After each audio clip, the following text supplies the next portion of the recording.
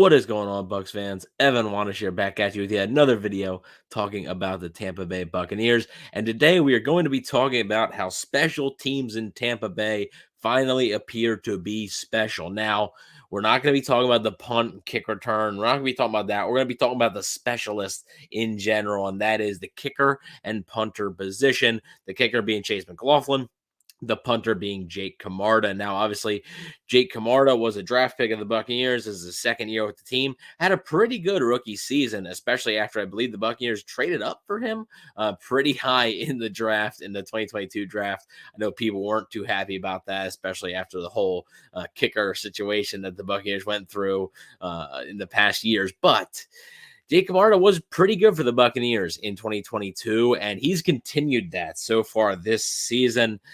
Jake Camarda earned the Special Teams Player of the Month for the NFC for the month of September. That says something, and there's a lot of good punters out there, and Jake Camarda has proven, I think, to be a top 10 punter in the NFL. I truly do believe that this guy is a top 10 punter in the NFL. I think he's going to continue to be a top 10 punter.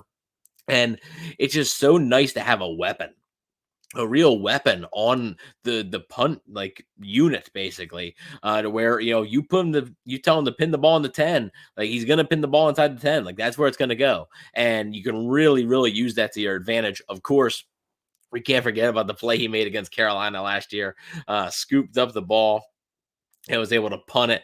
Basically, it might have saved the Bucs season, because who knows what happens if that's a fumble and they doesn't fall on that. So, Jake Camarda, shout out to him. Still very young. Will be a very important part of the Buccaneers special teams for years to come. And like I said, I think the sky's the limit. I think he can become a really perennial All-Pro, maybe Pro Bowl type punter.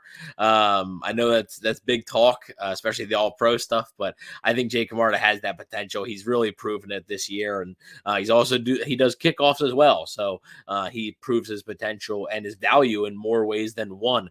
Now let's move on to Chase McLaughlin. And I think this is the one that people were more nervous about. At least I was a little bit. Ryan Succop was really good for the Buccaneers for 3 seasons. And he was basically steady Eddie. Like, he was perfect in his role. He wasn't going to give you the 56-yard field goal, but he, inside 50, he was going to be pretty good. And that's exactly what the Buccaneers offense with Tom Brady needed. Now, it was time, though, to let him go. I do believe that age might have caught up with him a little bit. I think it was time to let him go. I think that was the right move. So the Buccaneers did let Ryan Succop go. They released him, and then they signed Chase McLaughlin. Later on that offseason, they signed Rodrigo Blankenship, but Chase McLaughlin won the kicker job in training camp. And McLaughlin's had an up-and-down career, but one thing you can't question is his leg. And let me tell you, so far this season, McLaughlin's looking like a bargain for the Buccaneers, and he's showing off that leg. So he is currently 7 for 8 on field goals. Now, the one field goal that he missed was technically a blocked field goal, which that doesn't it counts, I guess, as a missed field goal. But to me, I don't really put that on the kicker. Like, very rarely do I put that on the kicker. Sometimes in some instances you have to, but right for that purpose, I'm not going to, especially in that circumstance. I believe that was the Chicago game. So Chase McLaughlin has not missed a field goal, though, and he has nailed some big-time field goals. Let's talk about the 57-yarder against the Minnesota Vikings in a huge spot. Huge spot there. Week 1, sending him out there for a 57-yard field goal, I believe put the Buccaneers up 2 scores again. Just a massive spot.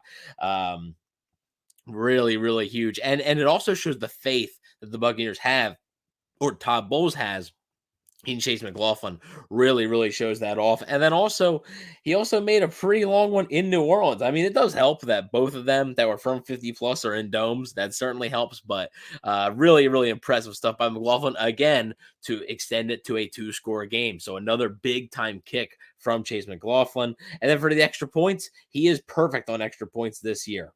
So he is 7 for 7 so far. Hopefully the Buccaneers get some more extra points. Less field goals, more extra points would be good. But he is perfect on extra points as well. So I think Chase McLaughlin has been everything the Buccaneers could have asked for and more, honestly. Those are clutch kicks. The 57-yarder, the 50, I believe it was 51-yarder against New Orleans.